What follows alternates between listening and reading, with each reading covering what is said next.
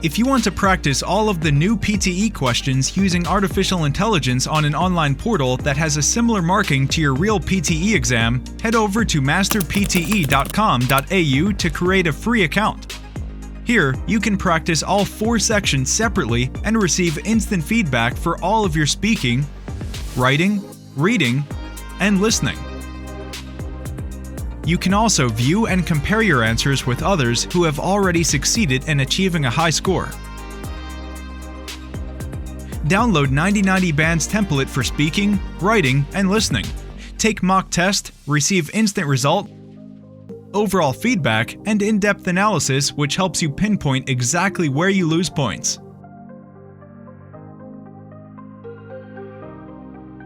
masterpte.com.au, the best PTE practice software in the world. The city of Rome is very special. The city grew in a fairly ad hoc way, as I mentioned. It wasn't planned all at once. It just grew up over time, beginning in the 8th century BC. Now this is interesting because what we know about the Romans is when they were left to own devices and they could build the city from scratch, they didn't let it grow in an ad hoc way. They structure it in a very methodical way. That was basically based on military strategy and military planning. The Romans couldn't have conquered the world without obviously having a masterful military enterprise, and everywhere they went on their various military campaigns, they would build camps, and those camps were always laid out in a very geometric plan along a grid, usually square or rectangular. So, when we begin to see the Romans building their ideal Roman city, they turn to that so-called castrum or military camp design.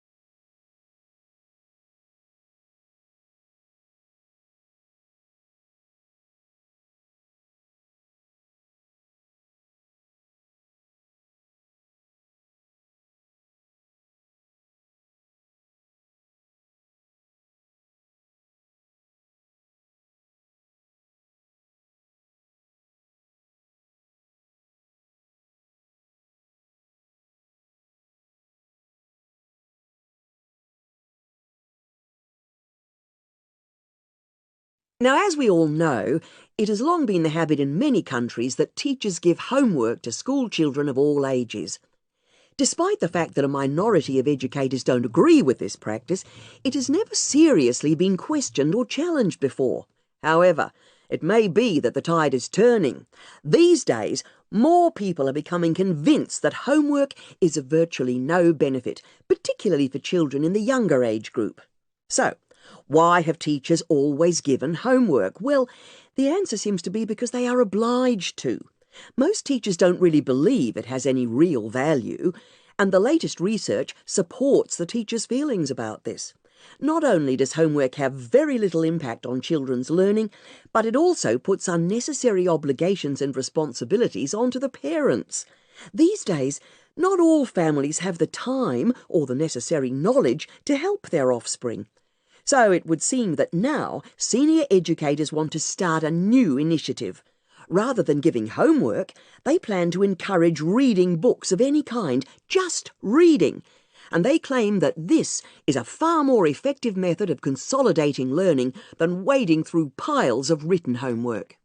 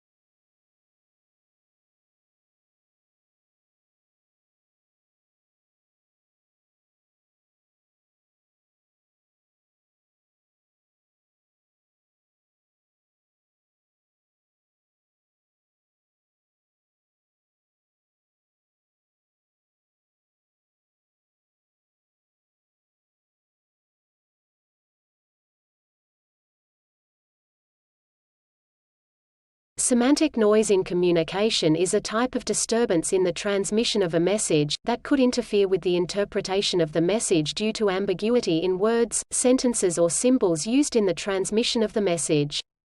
Let's take a step back for a moment to provide a larger framework that helps you understand the idea of semantic noise a bit easier.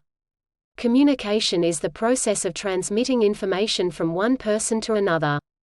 Information is a pattern of data organized in a particular way. For example, a sentence consists of symbols that form words in a particular language with a particular meaning. The sentence also utilizes grammar, which is a recognized way to structure words forming a sentence. Noise is any type of disturbance that interferes with the interpretation of the information. Some argue that noise exists in all communication. Semantic noise doesn't involve sound but rather ambiguity in words, sentences or other symbols used in communication. The ambiguity is caused because everybody sees a different meaning in the same words, phrases or sentences. The differences in interpretation can be quite small, even undetectable, in regular communication between people from the same culture, age, education and experience, or drastically different because of such things as culture, age or experience.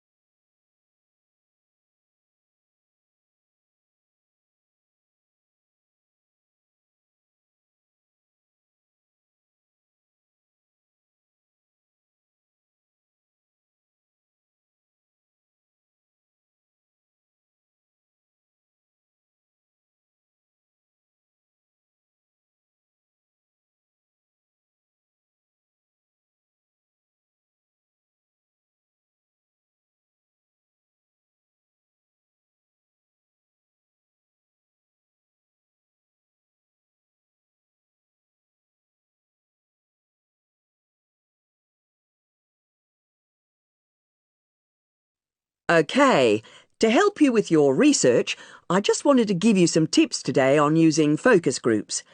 These are groups of people that you get together to find out about their opinions and attitudes. For example, to review a piece of work, or just basically provide some collective input to help you with whatever you're researching. First of all, how large should a focus group be? Well, I would say that an ideal number of participants is around 6 or 7. If it's any bigger, what quite often happens is they break into side conversations and the focus is lost. If it's any smaller, you may not get the range of views that you need to get a really good discussion. Secondly, it's important that you have a moderator for the group who's able to facilitate and guide the discussions. The moderator must ensure that everyone participates and stop anyone dominating. And also, the moderator needs to make sure that the discussions don't go off in the wrong direction. And thirdly, in order to help the group focus on what's required, some basic materials should be used, particularly to kick-start the discussions. This may be in the form of pictures, photos, diagrams, graphs, etc., and will help the group to understand the context of what needs to be discussed.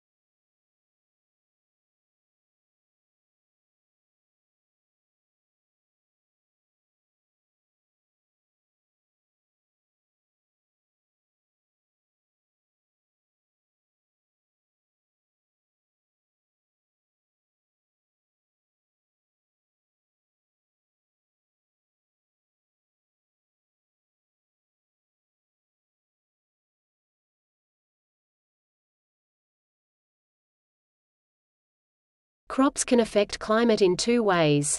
A substantial amount of land surface is used for agricultural production, so the use of land affects the climate. If we deforest a land and plant crops instead, the characters of the land surface will be altered, which will ultimately change the original climate. This requires the cooperation between crop scientists and climate scientists and the integration of two different models.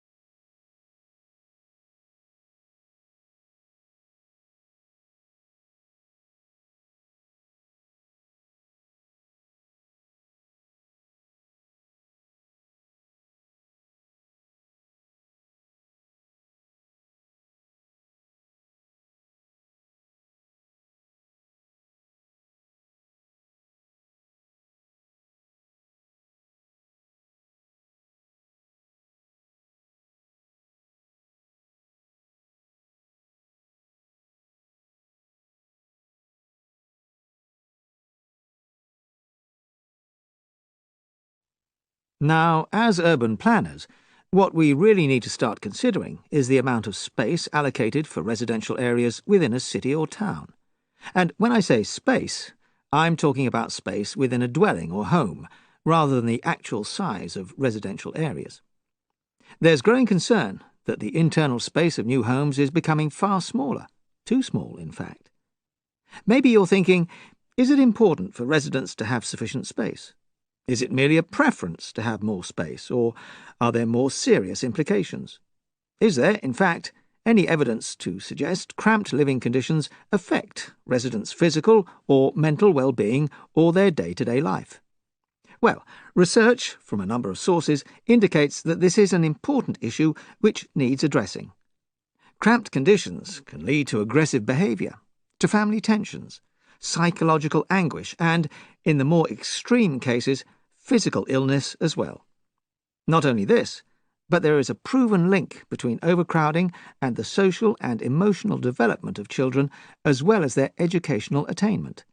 So, the main issue here is that residents require enough individual space to be able to live and function together, but with sufficient private space for personal time within the home.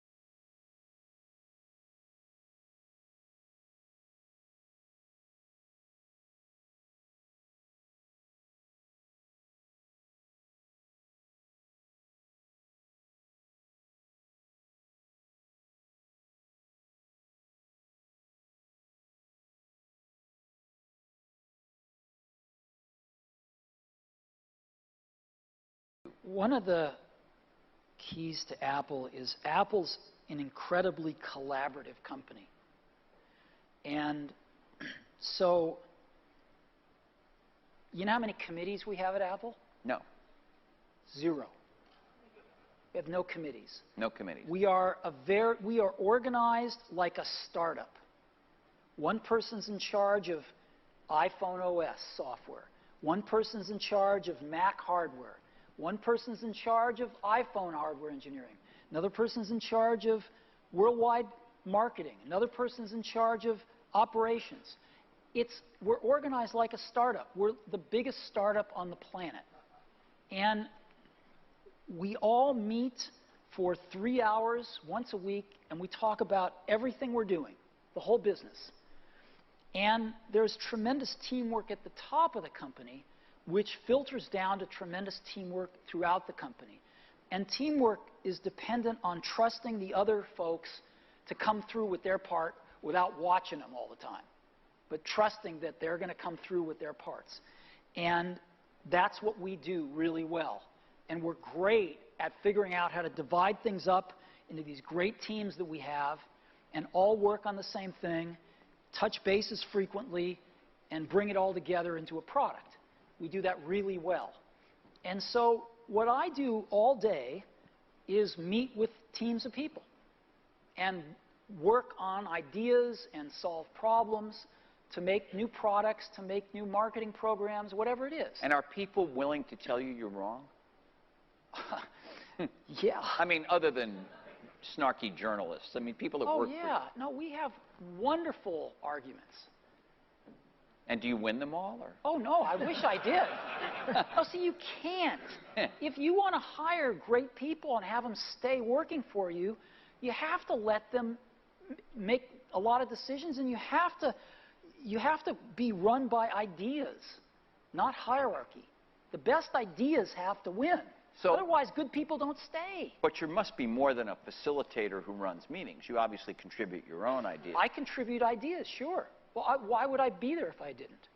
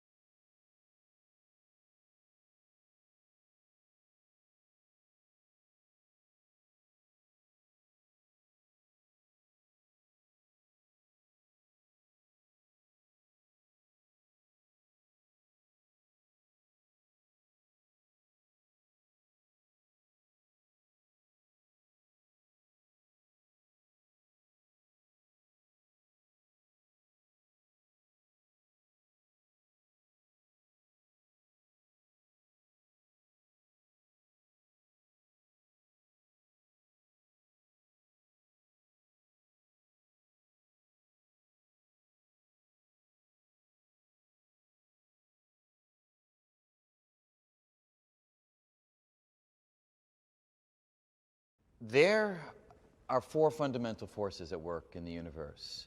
Some of them are very familiar from everyday life, some of them are not. So we all know about gravity. That's one of the four forces. It's what keeps us anchored to the surface of the Earth, keeps the Earth in orbit around the sun.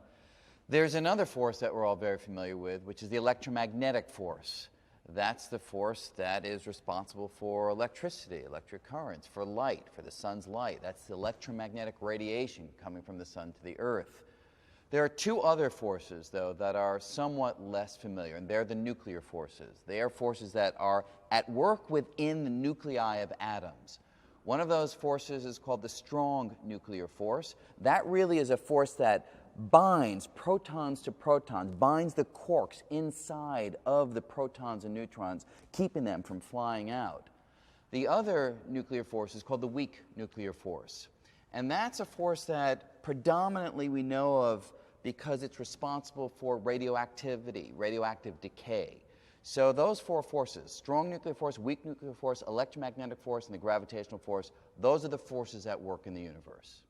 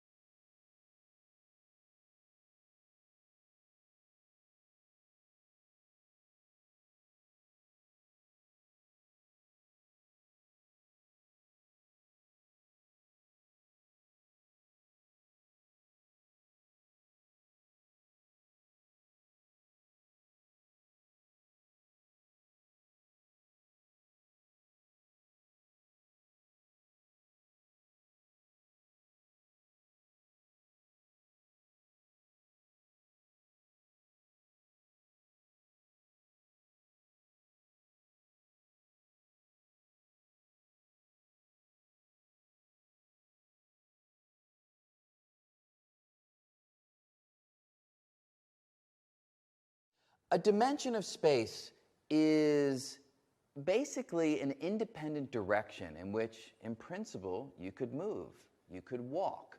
So when we talk about left-right, you can freely move left-right. back, forth, you can freely move back, forth, and up, down, you can freely move up, down as well. If you consider a diagonal direction, that's not a new dimension because that's just a combination of moving this way and that way. So when we talk about dimensions, we're talking about the independent directions in which you can move. Another way of thinking about dimensions, they are the data that needs to be specified in order to delineate where something takes place. So if you're having a dinner party, you give your friend a street, a cross street, and a floor number. 3 pieces of information to nail down a location in 3 dimensions of space. According to string theory, in reality, you need to give your friend more than just those 3 pieces of information. If you really want him or her to know where to go, you need to tell them coordinates, data that specifies where in the extra dimensions the dinner party is taking place too. But because the extra dimensions we think are so small, it doesn't matter to your friend whether they show up exactly at the right location in the extra dimensions or not, because things are not able to penetrate them in any meaningful way. But that's what a dimension would be. It's a piece of data necessary to delineate where something takes place.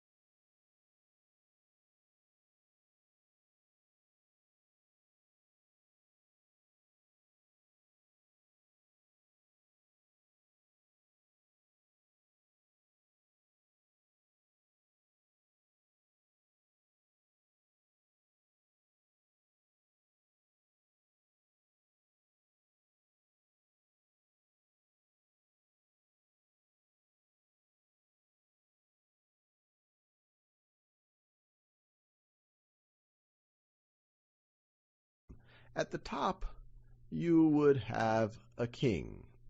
Now, the king would rule over a kingdom. Now, this is not so easy to govern, especially during the Middle Ages, and the king might owe many people things, especially people who helped the king come to power, helped him depose the previous king or to conquer this land. And so, in exchange for that, and to help govern, he might grant land or fiefs to other people. And the key currency in the Middle Ages, under the feudal system, is land, and land in exchange for loyalty and service. So this whole thing is a kingdom. Now right over here, this is a duchy. And a duchy will be controlled by a duke. I guess they didn't call it duchy because that just doesn't sound as serious. So the king might grant a duchy to a duke, and in exchange, the duke would provide loyalty, pledge their fealty. If the kingdom is threatened, the duke will fight alongside the king, would provide their own troops. If the king wants to go conquer other territories, same thing, and also provide the king with taxes, which might be in the form of coinage, depending on what time and region we are in the Middle Ages, or it might be in the form of a percentage of the agricultural production from this duchy.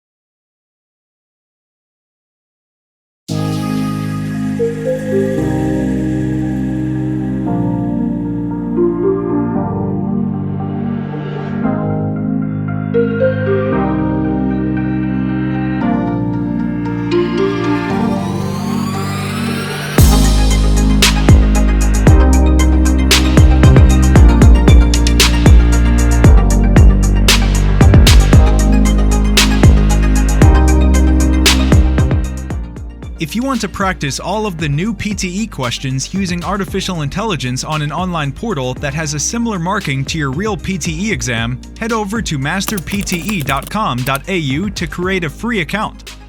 Here, you can practice all 4 sections separately and receive instant feedback for all of your speaking, writing, reading, and listening. You can also view and compare your answers with others who have already succeeded in achieving a high score. Download 9090 Band's template for speaking, writing, and listening. Take mock test, receive instant result, overall feedback, and in-depth analysis which helps you pinpoint exactly where you lose points.